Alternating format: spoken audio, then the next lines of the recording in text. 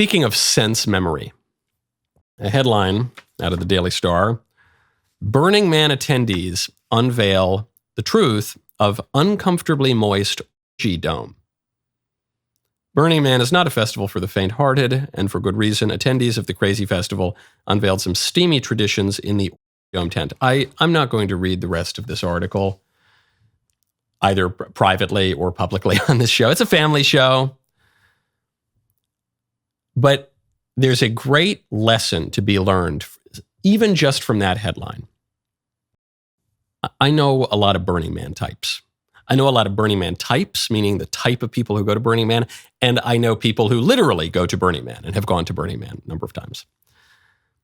The people who go to Burning Man they're people who would call themselves seekers. They're seekers. They're open-minded. They're spiritual, but not religious, man, I'll tell you something, they're distrustful of organized religion, but they're seekers, If you think organized religion is bad, just wait till you learn about disorganized religion. Because this stuff, the Burning Man, where these people actually go to the desert to worship a burning effigy, like a giant flaming idol. Straight out of Exodus, they do this, okay? The dome and the whatever and the drugs and the everything. But there's so much more to it. There's the Burning Man, there are the crystals, there are the horoscopes, there's the Reiki, there's the this thing, there's the that thing. It's really open-minded, man,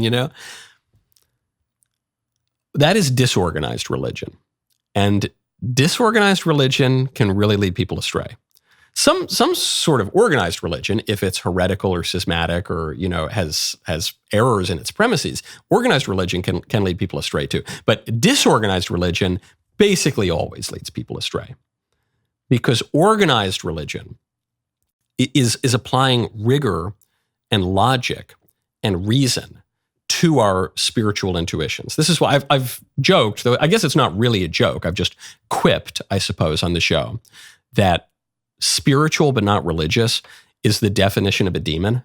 I don't mean this to malign anyone who identifies as spiritual but not religious. Many such cases these days, but I mean that in a really technical way. Religion is a habit of virtue that inclines the will to give to God what he deserves. It's like a kind of a justice, but it's just giving God what he deserves. And spiritual means, well, not corporeal, right? If you're purely spiritual, that means you don't have a body.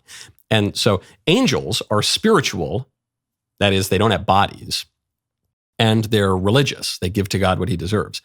Demons are spiritual, they don't have bodies, but they explicitly do not give to God what he deserves. They are irreligious. That is to say, they are spiritual but not religious. And I know people, when they use that phrase, they don't mean to say, I engage in demonic activity, but it is kind of an odd coincidence, isn't it?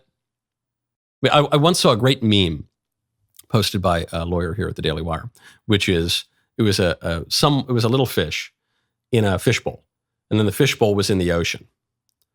And the meme said, it had the picture of the ocean and it said spirituality.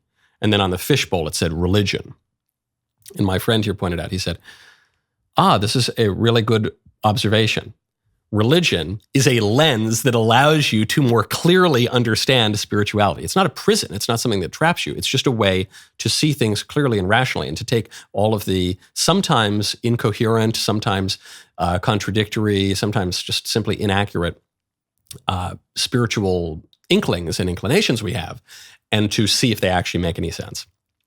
And something that doesn't make sense is going to the desert to worship a burning effigy of a man and then go to a moist orgy dome. That doesn't make sense. If you're doing that, then your spirituality has led you astray, and you ought to consider some religious rigor. Just my 2 cents. That was a great clip. Now hold up, ring the bell, subscribe to the Michael Knowles YouTube channel. We will see you next time.